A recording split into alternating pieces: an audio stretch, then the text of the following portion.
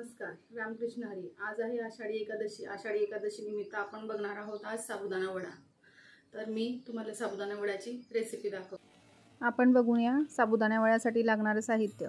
मध्यम आकाराचे 4 बटाटे, थोडं जिरं, चवीनुसार मीठ, 2 चमचे दही, 4-5 हिरव्या मिरच्या, 1 वाटी शेंगदाणे आणि 2 वाटी भिजवलेला साबुदाणा।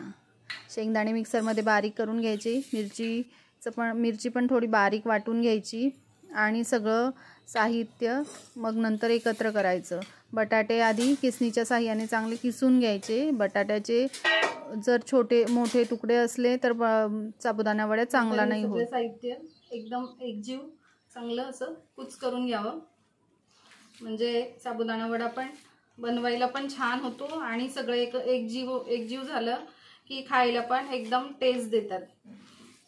थोडं दही टाकल्यामुळे ना साबुदाणा असा कुरकुरीत आणि आंबट लागतो। थोडं आंबट दही वापरलं तर आणि छान लागतं, सगळ्यांना आवडेल असं मग साबुदाणा वडा तयार होतो।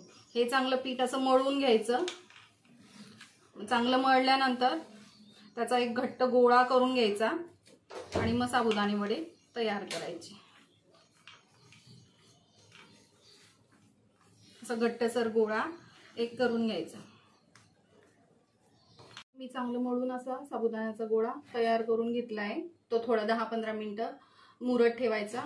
सगळं साहित्य एकत्र करून थोडं मुरला ना की साबुदाणा चवीला पण छान लागतो आणि बनवायला पण आपल्याला लवकर बनतो आणि सगळे जिन्नस एकमेकांमध्ये मग ते मिक्स होतात। आपण एकाकडे कढईमध्ये तेल तापत ठेवूया। कढईवर आपण तेल तापत ठेवलंय। तेल चांगलं कडकडीत तापू द्यावं। तर तेल चांगलं कडकडीत तापल्यानंतरच आपण वडे त्यामध्ये तळायला घ्यायचे।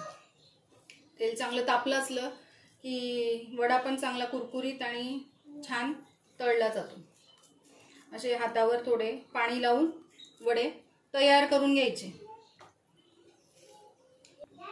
आणि तेल चांगलं तापलं की मग कढईत तळून घ्यायचे। बटाटे आणि साबुदाण्याचं प्रमाण थोडं कमी जास्त घ्यायचं। साबुदाणा थोडा जास्त घ्यायचा, बटाटे थोडे कमी घ्यायचे। मग साबुदाणा नरम नाही पडत, ते छान असे कुरकुरीत आणि कुसकुशीत तयार होतात।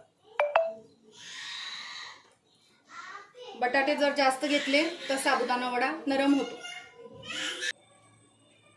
आपलं तेल चांगलं कडकडीत तापत आलंय। तापलं की नाही हे बघण्यासाठी थोडंसं एवढंसं आपण तेलामध्ये सारण टाकून बघायचं। मग ते वर आलं की समजायचं की आपलं तेल चांगलं कडकडीत तापलंय।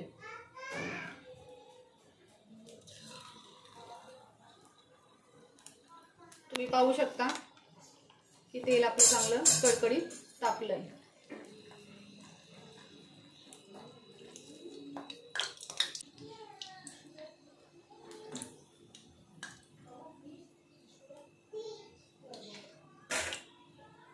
आता एक वडा तेलामध्ये हळूहळू सोडायचा।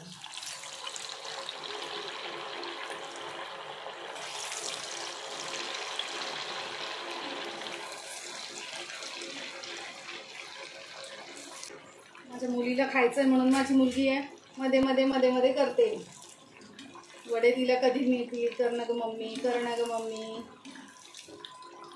असे आपले छान वडे लाल आणि थोडे फुगल्यासारखे तयार झाले की समजावं की वडे झालेत म्हणून।